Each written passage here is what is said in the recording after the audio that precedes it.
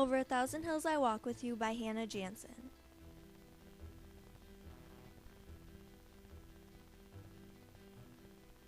The story takes place in Rwanda, a small country in the middle of Africa. There are mainly two types of ethnic groups, the Tutsis and the Hutus, but the Hutus were the majority. At this time, there are many religious values. Mostly there's Islamic, Christian, and other African religions in Rwanda. The book reflects the culture because they often talk about religion, and Jeanne, the main character, always prays to God.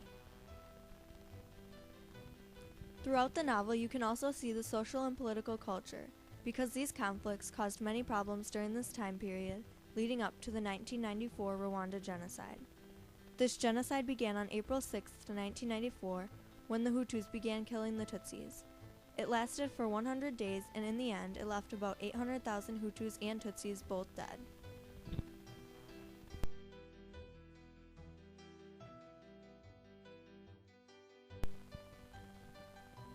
The author Hannah Jansen lives in Germany with her family. Her and her husband had always wanted to give homes to children who don't have one, so they began adopting mostly children who were war victims. Along with her 12 other children, she adopted Jeanne, which is where she was influenced to write this book. Her writing often deals with things such as racism, prejudice, and exclusion. Her book Over a Thousand Hills I Walk With You is based on a true story of her adopted daughter Jeanne's life in Africa during this horrific genocide.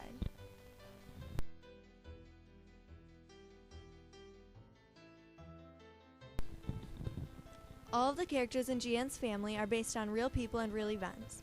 The author came up with most ideas through the stories that Jeanne has told her. Jeanne is the young girl, about 8 years old, who lives with her family. Her family includes Anani, her father, Florence, her mother, Taya, her younger sister, and Jondo, her brother. She and her siblings always spent time together and argued back and forth like most siblings would do. Her parents were loving and always cared a lot about the children. The other characters are the Hutu soldiers and the rebels, the mayor named Innocent, who pretends to help them, but really does not, and Maria, who towards the end of the book helps Jeanne by bringing her along with her own family.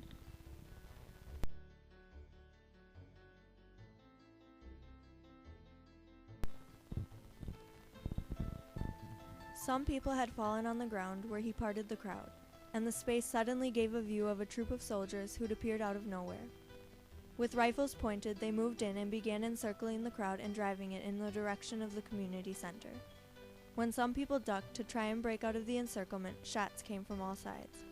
Those struck fell to the ground, and hardly anyone else dared to try and escape. Only a few people at the edge managed to get away. The circle closed even tighter, crowding the people together, shoving them, step by step, up to the open door and stuffing them into the building. Jeanne was caught in the stream as it swept along.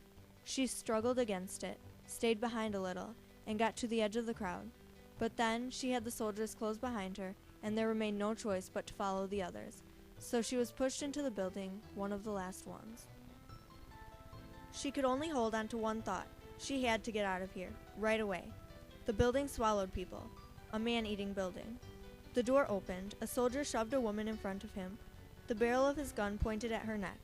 She stumbled over the doorsill and stopped a moment, standing there panting and swaying. The soldier yelled something and poked his knee into her back. Beside him appeared other soldiers, holding out hand grenades ready to throw. The woman took a step forward. In a flash, Jeanne dropped to her stomach, slithered past the soldier's boots to the outside, sprang up and raced away. Along the low hedge that separated the paved path from the houses around the plaza, the way was open. Right afterwards, a deep, powerful explosion shook the air. It strung her between the shoulders and terrified her. Further explosions followed at short intervals in between. Shots, shattering wood, breaking glass, screams. Jeanne reached the end of the hedge and now looked back at the plaza, where innumerable people lay bleeding on the ground. Others fled in zigzags toward a house, or tried to escape, in the bordering shrubbery, until shots struck them down, until someone caught them and simply clubbed them down. And then she saw her mother. Florence was lying only a few yards away at the feet of some soldiers in Interahamwe who were striking at her. Clubs and machetes rained down on her body.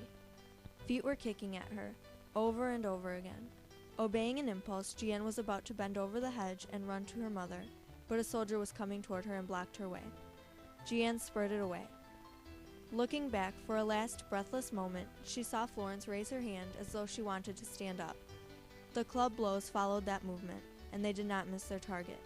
Jeanne ran for her life.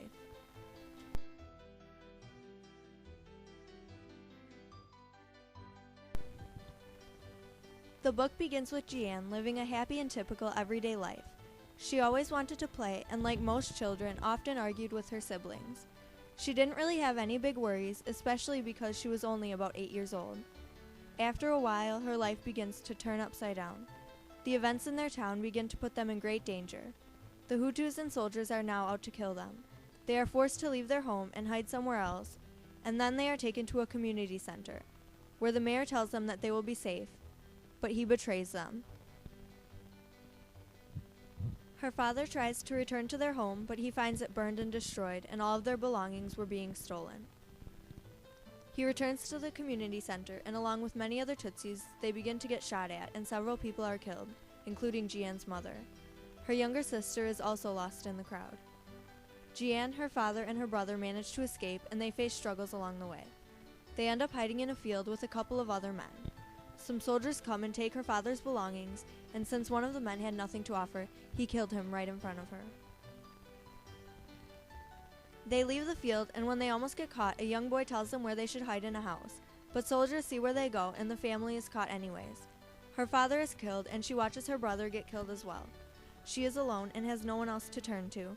Then she finds a woman named Maria, who she goes along with to her family member's house.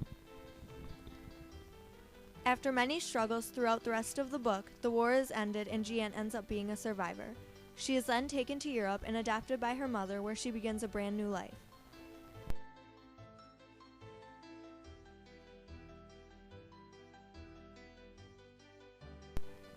The title, Over a Thousand Hills I Walk With You, is very significant and relates to the theme of the book.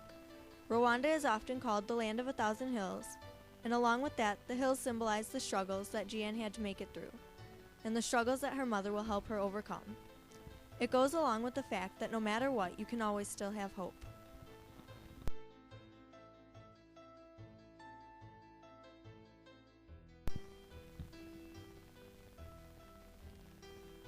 At many points in the story, the main theme is shown, which is that people should never give up hope, even in the most horrific and tragic situations.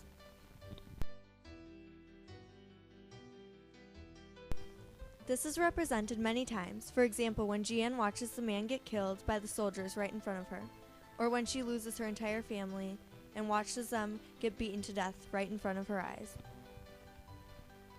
She also comes up with the idea to lie and say that she's a Hutu so that she gets out alive, and she keeps thinking of many different options and ways to escape. Even after seeing her entire home destroyed and her entire world turned upside down, she still keeps trying. She feels that her world is no longer a place that she can trust or feel comfortable in. She has nowhere else to turn, and she doesn't really know what to do, but she keeps carrying on.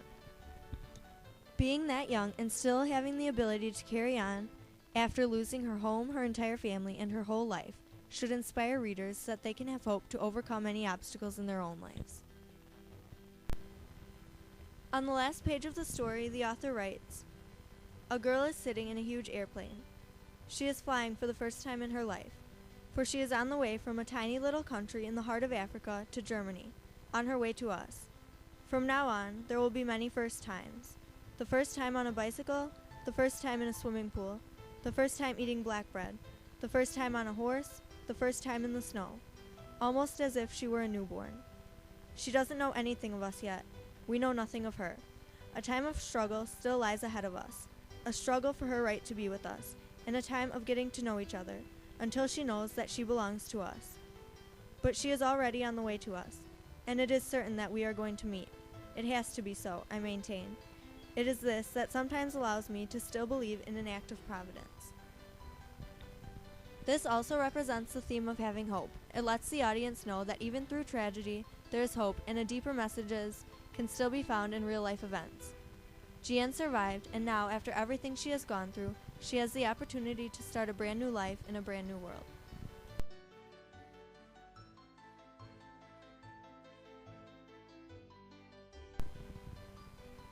Overall, I would really recommend that you read this book because readers learn a lot about a horrific event in the world's history as well as an individual perspective on it.